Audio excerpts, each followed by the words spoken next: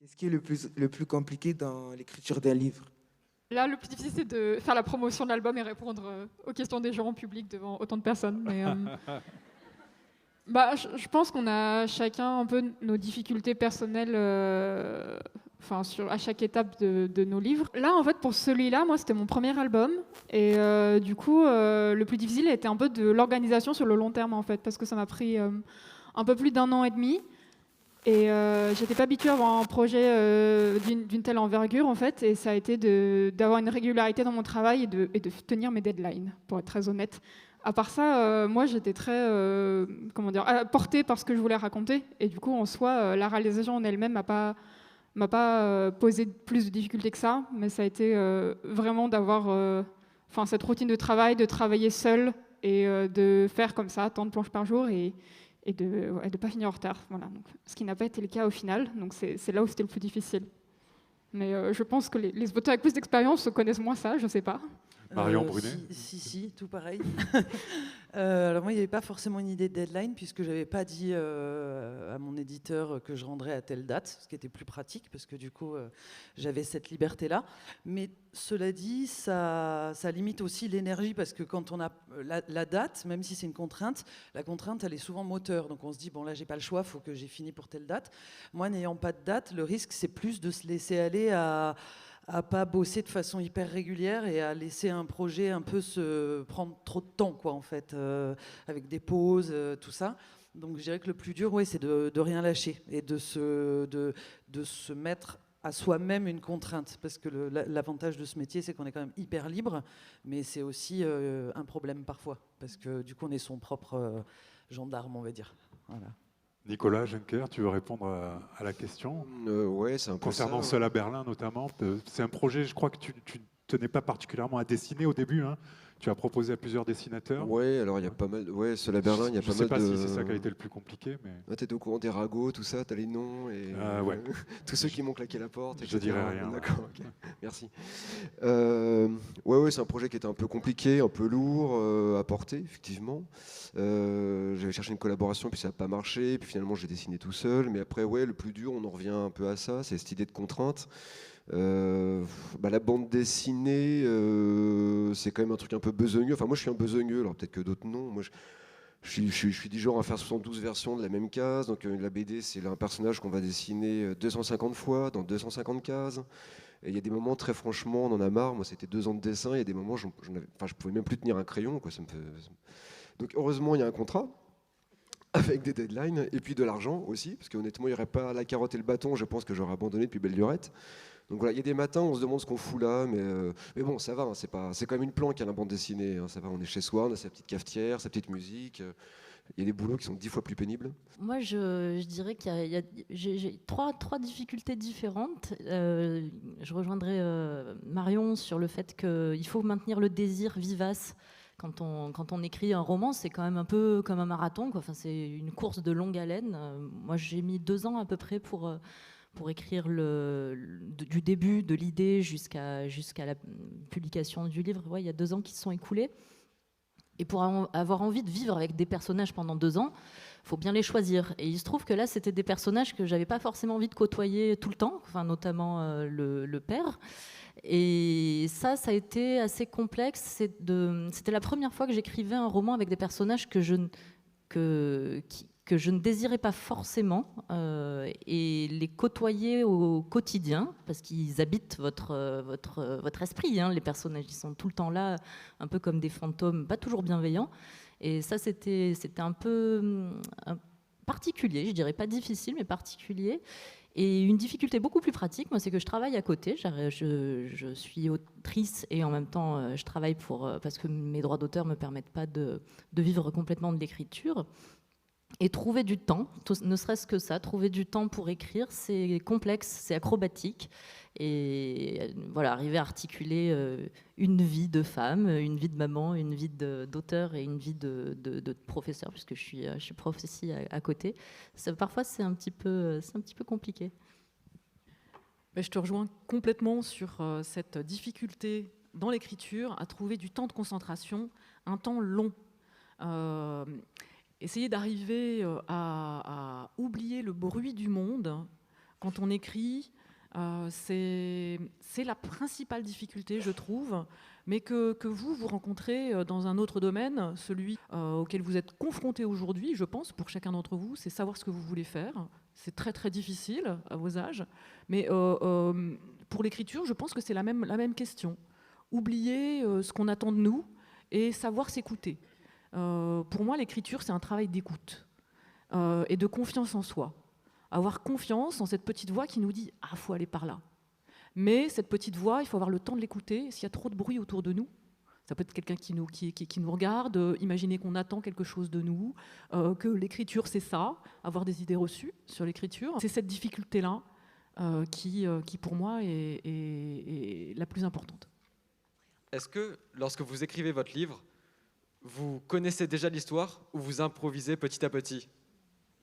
C'est pas drôle quand on voyage et qu'on connaît déjà le chemin. Moi, je sais jamais vraiment où je vais jusqu'au dernier moment. J'ai besoin d'improvisation, j'ai besoin de me surprendre. Sinon, ça sert à rien de faire la route, quoi. Donc, il y a toujours une latitude où, au dernier moment, je vais changer des choses et réécrire. Mais le chemin, c'est pas la destination. Oui, c'est vrai. Est-ce que tu as une petite idée quand même de la destination ? La destination... Alors j'ai une destination, j'ai un objectif, tendre mon récit. Voilà, la tension du récit et faire rire, par exemple pour cet album. Donc ça, c'est une destination finale. Comment y arriver, ça je ne sais pas. Et je me suis donné une temporalité de 0 à 18 ans, par exemple. Voilà. Moi non plus, je ne connais pas le chemin par lequel je vais arriver à ma destination. En revanche, j'ai souvent la destination, il m'arrive souvent de commencer mon livre par ce qui va être la fin. Et ce que tu disais là tout à l'heure de Noé, de la scène de Noé qui apparaît pas dans le livre, souvent le premier texte que j'écris d'un roman ne va pas apparaître dans le roman par la suite. Et en revanche, j'aime, c'est ça, c'est que j'aime être surprise, m'amuser et que l'histoire me surprenne.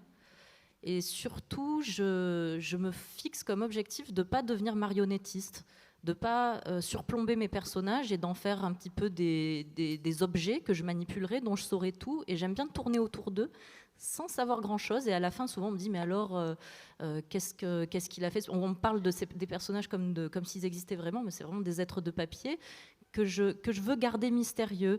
Et ça me guide. J'écoute un petit peu ce que l'histoire me raconte. Ce qui serait juste par rapport à l'histoire aussi d'écrire. J'aime bien que l'histoire elle-même se fasse à mon insu, quasiment, et que je me méfie beaucoup de mes propres fantasmes, ce que je pourrais avoir envie d'écrire ou ce que naturellement je pourrais avoir envie d'écrire. Mon éditrice me dit toujours « kill your darlings », tue tes petits chéris. Et c'est vraiment le truc de ne pas aller vers ce qu'on aurait envie de faire tout de suite et être surpris. J'ai passé pour le psychorigide du groupe. Moi, il faut que ce soit très très établi dès le départ parce que j'en ai besoin pour être en confiance. En plus, c'est un sujet où je suis pas du tout en confiance. Là, je parle de femmes, je parle de trucs assez violents, assez durs. Je me sens pas du tout légitime ni dans la bande dessinée, encore moins pour raconter ce genre d'histoire. J'ai besoin que tout soit écrit dès le départ, lu par d'autres personnes, validé. Alors, par contre, il y a des retours, il y a des ping-pong, que ce soit avec des proches, avec des collègues, avec mon éditeur. Mais une fois que c'est écrit noir sur blanc, enfin moi je commence par écrire noir sur blanc des mots, c'est un document Word, il n'y a pas de dessin du tout. Je fais ça par étapes, moi, comme mes petits Lego, j'ai pas beaucoup bougé depuis que je suis gamin, quoi. Je fais ma petite maison en petits Lego, là je commence par mes petits murs, mes petites briques, le toit ça vient après. Donc je commence à faire mon petit texte avec des mots comme ça, tac tac. Après je commence à faire des petits brouillons mal dessinés avec des bonhommes patates, et puis quand je suis content de mes petits brouillons, je fais mes petits crayonnés, et puis après je fais mes petits trucs au pinceau, voilà, je suis content. Mais voilà, il faut que ce soit... J'ai besoin de ça, moi, en tout cas. Après, c'est vrai que la création, il y a un pouvoir qui est écrasant. Ça, c'est un truc quand on fait de la fiction. Moi, j'ai fait aussi bien des trucs complètement inventés que des biographies historiques, par exemple. Ou des fois où je raconte des épisodes... même là, il y a des parts de réel dans ce bouquin-là. Mais quand on fait de la fiction, il y a un pouvoir qui est écrasant. C'est-à-dire que moi, je me dis, mais c'est dingue, quoi. Ce personnage-là, pouf, je peux le faire mourir en page 33 si je veux, quoi. Je fais ce que je veux. Alors oui, alors pourquoi le faire mourir en page 33, je sais pas. Enfin, je sais pas, mais ça me vient à l'esprit. Une fois, j'avais entendu quelqu'un à la radio, je sais plus qui, dire oui, moi à chaque fois, je me pose une question, tel personnage, il faut que je me dise qu'est-ce qui se passe s'il apprend tout de suite que sa mère meurt, comment il réagit. Et ça me donne des indices sur le personnage. Alors j'avais essayé de faire ce truc-là, mais ça avait marché moyennement, quoi, parce que j'en sais rien, moi, comment il réagirait. Alors en fait, une fois qu'on maîtrise pas vraiment ces personnages, on fait ce qu'on peut. Enfin, moi, je me dépatouille avec, quoi. C'est un peu de la débrouille. Moi, par contre, c'est assez rédigé quand même. Voilà, faut que ce soit assez balisé. Du coup, tu as la BD en entier, crayonnée, avant de te mettre vraiment au dessin précis. Ouais, je fais un espèce de storyboard qui est très très laid, qui est très molle. Alors en plus, moi, je me démerde vraiment mal. C'est-à-dire que le storyboard, pour un dessinateur qui est à peu près intelligent, c'est soit un truc qui va très vite, très mal dessiné, mais qui lui prend pas de temps, soit un truc qui est plutôt bien dessiné, mais qui du coup va pouvoir lui permettre ça va lui servir comme base après à la table lumineuse, d'autres à décalquer comme base de dessin, quoi. Et moi je fais entre les deux, donc c'est suffisamment bien dessiné pour que ça me bouffe une tonne de temps, et suffisamment mal dessiné pour que ça puisse pas du tout me servir après quand je passe à la vraie planche, quoi. C'est vraiment truc nul, mais j'en ai besoin, quoi. Voilà. Mais par contre, ça n'empêche pas que jusqu'au dernier moment, tant que le bouquin n'est pas parti chez l'imprimeur, je suis capable de pourrir l'éditeur pour changer une bulle, pour changer une case, pour changer un dialogue. Non, attends, mais là ça va pas du tout. En fait, la bulle ça va pas. Ou voilà. Ça, oui, ça je peux le faire. Mon éditeur m'engueule au bout d'un moment. Il dit mais c'est bon, c'est trop tard, il est parti là le bouquin. Donc faut que tu t'y fasses, quoi. Il y a un moment, le bouquin faut qu'il parte chez l'imprimeur. Ça aussi, c'est un peu dur des fois. Alors non, tu n'es pas le seul psychorigide. Enfin non, moi c'est pas aussi carré, évidemment, mais c'est de l'écriture, c'est peut-être un peu différent. Mais alors, je pense que moi j'ai évolué dans le temps d'un roman à un autre, mais que depuis un petit moment, j'essaie de faire un plan en fait, hein, comme vous êtes obligé de faire quand vous faites une disserte. Sauf que c'est évidemment pas thèse, antithèse, synthèse, mais c'est comme une espèce de squelette en fait où je sais ce qui va se passer plus ou moins à la fin. Je vais essayer de déterminer la scène centrale, s'il y a une bascule, certains éléments hyper importants pour le déroulé de l'histoire. Et donc je vais avoir une espèce de structure un peu floue, mais comme un fil avec des croix dessus, avec des événements. Et mes personnages, je les fais monter longtemps avant de me mettre à écrire, parce que ça m'est arrivé aussi d'écrire des bouquins où je démarrais et en fait je commence à vraiment sentir mon personnage à la moitié du bouquin, et du coup je me rends compte en relisant le début que tout est à refaire parce que je le tenais pas suffisamment. Et donc du coup maintenant j'essaie d'avoir beaucoup plus d'éléments avant de me mettre à l'écriture, et y compris cette structure qui parfois peut changer. Mais au moins, j'ai au départ quand même, on parlait de tension, cette idée de tu vas vers là. Ça permet aussi, par exemple, qu'il y ait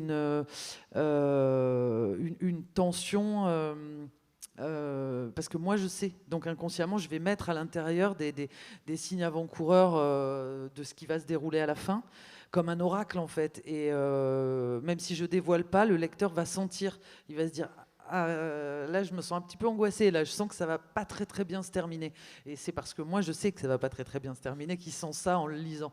Donc voilà, moi j'ai quand même cette structure avant, avec un moment aussi où je me mets à faire des post-it partout avec des chapitres. Alors ça bouge, mais voilà, je vais coller des petits post-it avec des bouts d'histoire alors là il va se passer ça, puis là voilà, tu vois, un truc... Oui, j'ai les post-it, c'est plus pour les avoir sous les yeux, tu vois, avec le chemin de fer. Donc après, il y a des choses qui bougent évidemment à l'intérieur. Donc pour moi, le chemin se transforme, mais la destination, je l'ai à peu près. Non, mais moi, je suis team psychorigide aussi, parce qu'il y a des clans là. Non, mais je commence souvent par la fin aussi. C'est marrant, parfois, il y a des lecteurs, des libraires qui parlent d'un album et qui disent « Ah, j'ai tout aimé sauf la fin ». Et pour moi, c'est une conception qui est vraiment pas, ça fait pas sens pour moi en fait, parce que du coup pour moi tout est relié en fait, et s'il y a un événement qui se passe au début en fait a un sens parce que ensuite ça va aboutir à ça et inversement, et ça me semble comme ça très étrange en fait pour moi de partir d'un truc sans savoir où ça va aller en fait. Moi j'ai une manière de travailler, je pense très pareil, très très cadrée comme ça. Si je construis une cathédrale, disons une église plus modestement, il y a la forme de la croix, faut le prévoir en amont en fait. On peut pas commencer par le début et et mettre un vitrail et se dire tiens ça aura quelle forme. Moi c'est un truc qui me semble super chaotique. Et du coup, j'ai besoin d'avoir d'abord comme ça, vraiment, je fais ma charpente, ensuite je réfléchis, je vais mettre les arcs-boutants, je mets les pierres, et puis voilà, les vitraux, c'est pour la fin. Et du coup, on peut pareil, je fais d'abord voilà, mon scénario très détaillé, ensuite je fais mes storyboards. Et par exemple, dans le Boom du Tigre, il y a un peu 3 parties qui sont affichées, mais en fait, dans mon scénario, c'était découpé en sous-parties, ou qui étaient, genre, je crois, il y a une quinzaine de chapitres dans ma tête de, je sais pas, 5 à 20 pages. Et du coup, à chaque fois, c'est très, très découpé comme ça. Et moi, j'ai besoin d'avoir une vision d'ensemble d'abord, et ensuite de rentrer dans les détails après. C'est un truc... moi, qui me semble très, très important dans mon travail, quoi. J'ai aussi une question à poser à l'ensemble des auteurs qui concerne cette fois-ci les conseils que vous donnerez à un jeune comme nous qui voudrait essayer, ou même à un plus vieux, qui souhaiterait essayer de faire éditer sa BD, son roman, et comment il pourrait s'y prendre pour ne pas tomber dans les pièges de l'édition qui pourraient exister, ou alors dans l'auto-édition, si vous connaissez un peu le sujet. Persévérer déjà, ne pas baisser les bras. Demander des conseils si on est jeune auteur ou jeune autrice, romancière, romancier. Demander des conseils à des gens qui sont sur les réseaux pour beaucoup. Alors pour la bande dessinée, c'est vrai qu'on déconseille d'aller au bout d'une bande dessinée, faire 100 pages comme ça, YOLO, et ensuite présenter son travail. On conseille plutôt de faire quelques pages, mais des pages qui sont suffisamment importantes pour nous. Si jamais, par hasard, on vous dit oui, c'est-à-dire que c'est un projet qui doit être que vous allez ensuite devoir développer pendant 1 an, donc il ne faut pas que ce soit n'importe quoi comme ça, il faut que ce soit quand même un peu sérieux pour vous. Et donc de ne pas avoir peur de sortir de votre coquille. Souvent, les auteurs, ils ont tendance à rester enfermés chez eux. Souvent, enfin bon, c'est des typologies d'auteurs comme ça ou d'autrices qui ont un peu du mal en public, en société, et souvent on envoie par mail parce que c'est plus prudent, on va pas voir les gens, donc c'est plus facile. Ne pas hésiter à rencontrer des gens. Moi, je dirais d'essayer de vraiment bien identifier en fait comment se situe ce qu'on vient d'écrire par rapport aux propositions qu'on peut avoir dans l'édition actuelle. Souvent, on se plante parce qu'on va envoyer un manuscrit à des éditeurs qui n'ont rien à voir avec ce qu'on fait, parce qu'on a juste identifié voilà, que ça avait l'air d'être une grosse maison d'édition. Il y a plein de collections différentes, il y a plein de publics différents. Enfin voilà, il y a énormément de choses. Et l'idée, c'est d'arriver à voir où son texte pourrait trouver une vie et avec quel autre type de texte il pourrait coexister. Parce qu'au début, on s'en rend pas compte quand on est lecteur. Enfin, moi, je me souviens quand je lisais, en plus, je lisais beaucoup de livres de poche parce que c'est moins cher.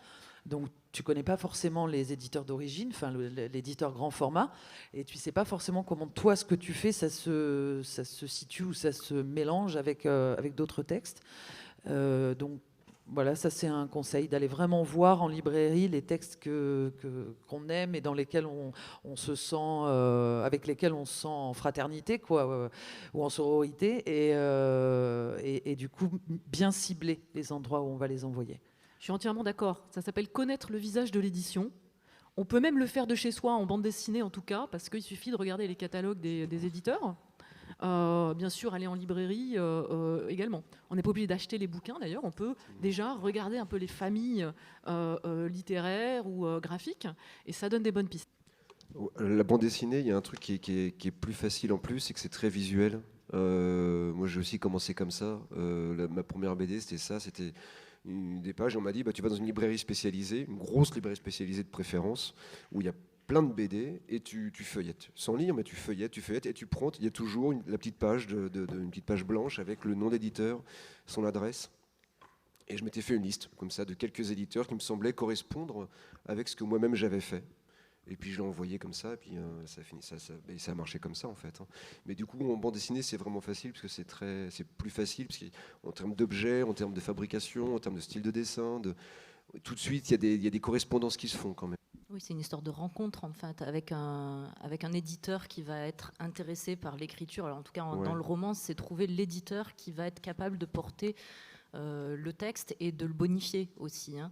Donc il faut que ça soit une rencontre, et cette rencontre-là, elle ne se fait que si on lit aussi, si on est un peu curieux des voix, et trouver sa voix. Je crois que c'est ça aussi, c'est essayer d'avoir confiance dans la voix. Si on a d'écrire, jusqu'à ce qu'on ait suffisamment confiance dans la voix qu'on semble percevoir dans ce qu'on a fait. Et enfin, moi, ce que je m'astreins à faire systématiquement, c'est passer mes textes à l'épreuve du temps.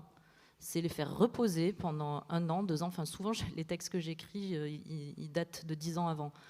Et ça peut paraître un peu contre-productif, mais j'ai besoin de ce temps-là pour voir s'ils ne sont pas périmés pour moi, s'ils résistent à cette épreuve du feu, en quelque sorte.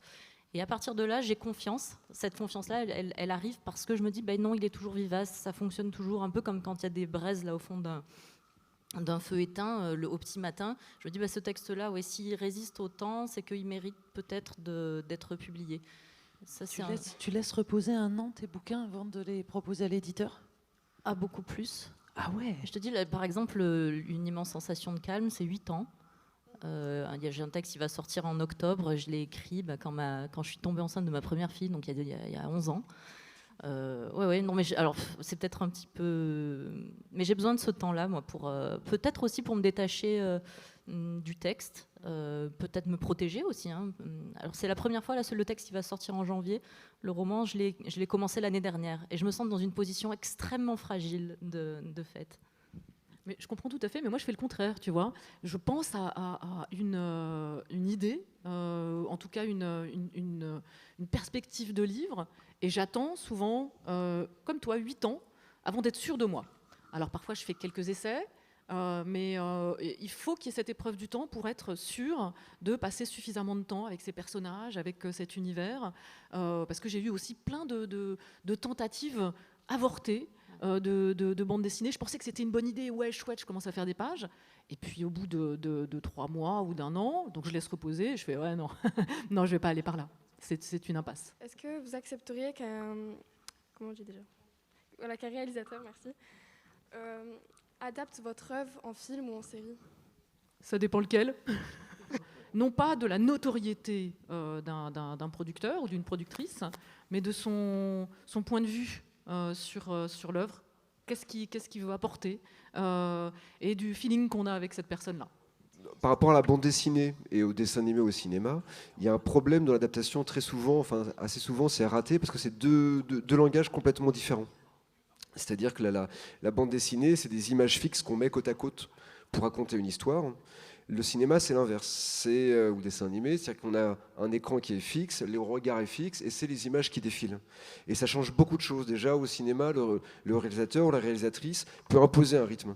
En bande dessinée, non, enfin, le lecteur ou la lectrice fait ce qu'il veut, quoi. On peut sauter 10 pages, revenir en arrière, lire ça en diagonale, torcher ça, etc., abandonner avant la fin, etc. Donc c'est très différent, et du coup, c'est pas la même gymnastique. Enfin, les gags ne fonctionnent pas pareil, les dialogues ne vont pas forcément fonctionner pareil. Il y a des très bonnes bandes dessinées qui sont quasi inadaptables en cinéma. Et c'est parce que ce sont de très bonnes bandes dessinées. Voilà, donc c'est pas évident, quoi. C'est parce qu'il y a de l'image que c'est similaire. Et moi j'ai accepté, puisque Vanda va être adaptée au cinéma. Et en effet, avec qui juste, alors je sais pas si j'ai le droit pour l'instant, parce que je crois qu'ils ont des espèces de calendrier, machin, on peut pas, voilà, on n'a pas trop le droit. Mais en tout cas, je suis hyper contente parce que ils sont en duo, c'est un couple en fait. Lui, il est chef-op, il fait des très très belles images au cinéma, et elle est comédienne au départ, mais voilà, elle, ce qui l'intéresse, c'est d'être à la réalisation. Et elle, surtout, c'est surtout elle qui est à l'écriture pour l'instant. Et elle est tellement motivée, elle a une telle énergie quand elle parle du projet, elle a un tel amour pour Vanda que je peux que dire ouais, super, ouais, ça va être top, parce que voilà, il y a une vraie intelligence et il y a un vrai feeling quand on a discuté la première fois qu'elle voulait me racheter les droits. Où je me suis dit mais c'est une évidence, bien sûr, voilà. Et en effet, financièrement par exemple, ça a été pas génial du tout, parce que c'était une période difficile aussi, hein. C'était la sortie Covid, voilà. Le cinéma s'est pris quand même une belle claque dans la tête avec le confinement. Et pourtant, j'ai dit c'est pas grave, on y va quand même, parce que c'était vraiment une super équipe, Et j'espère que ce sera un très beau film. Je vis exactement la même situation que toi, Marion, en fait, parce que je peux pas. Je crois qu'on n'a pas le droit d'en dire beaucoup tant que le projet est pas sorti. Mais en tout cas, oui, j'ai été approchée par une comédienne qui veut et qui a acheté une option là sur les droits pour adapter le Sanctuaire. Et moi, j'étais très sceptique quand mes éditeurs m'ont parlé de ça. Je me suis dit, bof, quoi. Enfin, ça me branche moyen. Et ils m'ont dit, écoute, lis le mail qu'on a reçu. Lis le mail qu'on a reçu, puis après, on en rediscute. Et il y avait une telle énergie, un appétit. Moi, j'ai senti une sorte d'appétit. Elle faisait vivre avec ces mots-là le personnage. Alors, pour le coup, c'est la première fois, moi qui disais que mes personnages, c'est plutôt des êtres de papier qui n'existent pas, dans sa bouche et même dans ses yeux, j'ai envie de dire, parce que ça m'apparaissait sous les yeux, Gemma devenait vivante. Elle a utilisé des petits mots, un mot aussi simple que Mowgli. C'est un petit Mowgli, elle m'a dit Gemma. Et j'ai été vraiment séduite par son regard, par son amour du personnage.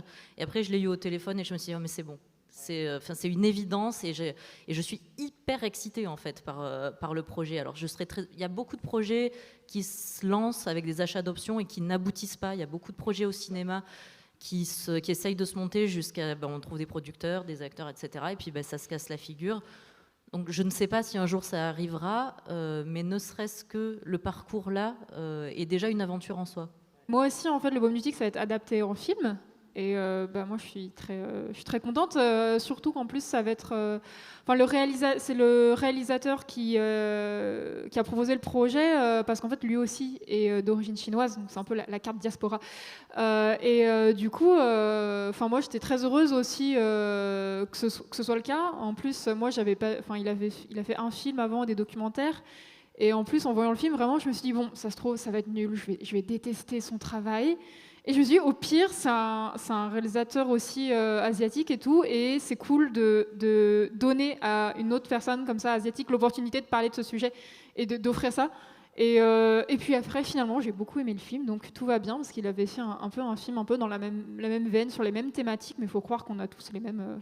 je sais pas, tous les immigrés asiatiques ont les mêmes préoccupations, les mêmes névroses vis-à-vis de leur famille et de leurs ancêtres. Et voilà, et du coup...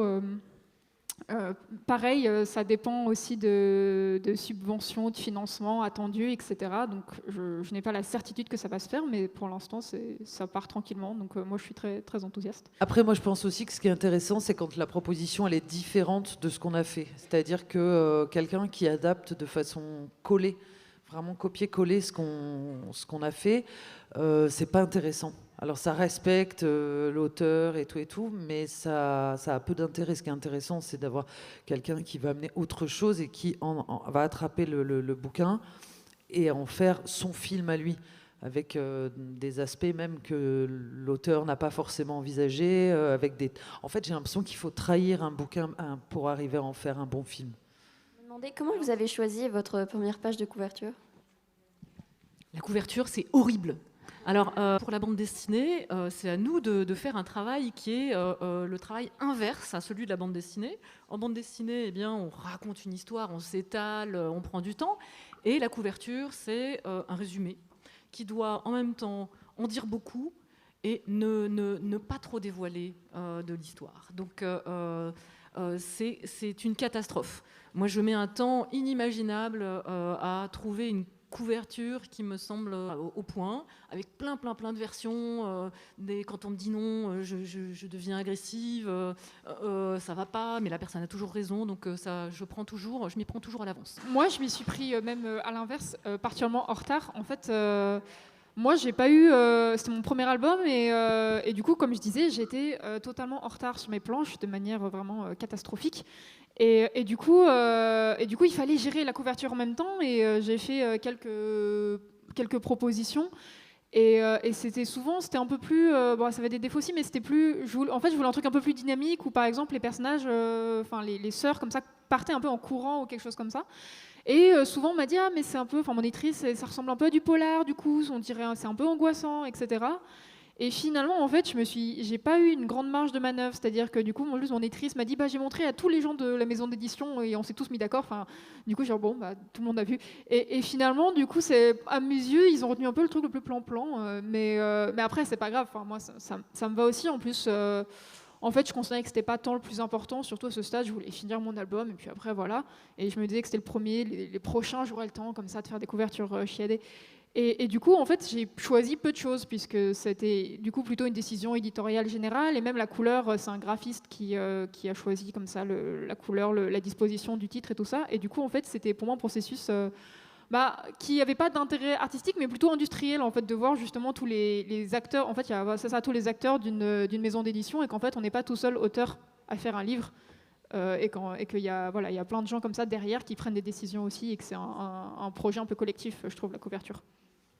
Pour les couvertures de romans, je suppose que c'est comme ça pour toi aussi, Marion, on nous soumet des propositions. Moi, je suis très très pénible sur les couvertures. Je sais que pour le coup, j'aime pas que la couverture trahisse le roman et qu'elle en dise trop ou qu'elle soit trop racoleuse. Et donc, je peux être un peu pointilleuse là-dessus. Et c'est des moments de crispation avec les éditeurs. Oui, d'autant que je crois qu'en fait, les éditeurs, ils font semblant de nous laisser choisir. C'est un peu une... Alors, mais c'est exactement là où j'allais en venir. C'est que j'ai l'impression qu'il y a une manœuvre psychologique chez eux qui consiste à me proposer des couvertures au départ qui ne sont... Pour pouvoir faire passer l'ultime couverture qui en fait était le projet de départ. Je les soupçonne de ces manœuvres basses. Je suis assez d'accord avec toi. Je crois que ça se confirme à force de discuter les uns avec les autres. Il y a vraiment une petite manœuvre comme ça. On t'en présente dès qu'ils sont vraiment pas... t'es pas vraiment convaincu. Et voire même des fois, ils t'en proposent une, mais pas avec la bonne couleur. Donc t'en viens à dire, et si on changeait la couleur? Et alors qu'en fait, c'était l'idée de départ qu'ils avaient, mais ils te l'ont proposé avec une couleur pourrie avant. Enfin, bon, moi, je l'ai pas choisi. On m'en a proposé quelques-unes. Et puis quand il y a toute l'équipe qui me dit, enfin quand ton éditrice te dit, toute l'équipe trouve que c'est la plus belle, hein. Bon, tu te sens pas super légitime de dire moi je la trouve super moche. Oui, et puis l'auteur est peut-être pas le mieux placé. Ouais, ça on est d'accord, on n'est pas les mieux d'un point de vue placés. commercial pour savoir ce qui va fonctionner, pas fonctionner. Voilà. Moi c'est vrai, donc je fais confiance. Moi je fais globalement assez confiance, tout en étant très pénible au départ. Non, et puis il y a aussi ce que tu disais, Lucie, c'est que ça parle aussi d'une équipe derrière, qui est là aussi pour vendre le bouquin. Nous, c'est vrai, on l'écrit, mais on n'est pas vraiment des commerciaux, pas du tout même. Et eux, c'est aussi leur boulot. Il y a des graphistes, il y a des gens qui savent aussi. Et puis il y a une identité aussi, selon les collections, il y a une identité graphique. Et ce qui est sûr, c'est que la couverture, c'est ce qui va provoquer du désir, un premier désir chez l'acheteur qui se balade dans des rayons. Et donc, une envie, un mystère, une envie de découvrir. Donc, c'est vrai que c'est un enjeu. Mais enfin, ce dont vous pouvez être sûr, c'est que s'il y a un seul moment où un auteur s'engueule avec son éditeur, ce ne sera pas la négociation du contrat, ce sera pour la couverture, quoi. C'est systématique, quoi. Moi, j'ai eu des engueulades de téléphone à 3. En plus, c'est un truc à 2 voix dans le téléphone. Tu as l'éditeur, le directeur artistique, tout le monde gueule, tout le monde. Et effectivement, il y a un enjeu économique qui est trop fort. L'éditeur ne veut jamais dire la même chose que l'auteur. De toute manière, ils n'ont pas les mêmes enjeux. Le directeur artistique, encore moins. Enfin, bref. Mais c'est un peu con, parce que moi, quand j'étais gamin, je faisais des BD. À l'école primaire, tout ça. Le truc que je préférais, c'était faire la couve plutôt que mon kikiner à dessiner des cases. C'était hyper pénible de dessiner des cases. Alors par contre, la couve, c'est super classe, quoi. En plus, je mettais Casterman, en plus, le Fayot, quoi. Déjà.